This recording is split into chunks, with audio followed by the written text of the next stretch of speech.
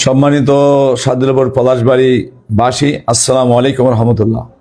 মহান রব্বুল আলমীর দরবারে শুকরিয়া আদায় করছি যে এমপি নির্বাচিত হওয়ার পরে সর্বপ্রথম একটা ঈদ উল ফিতর, আমি এই জন্য আমার এলাকাবাসীর প্রতি আমি জানাই ঈদ মোবারক।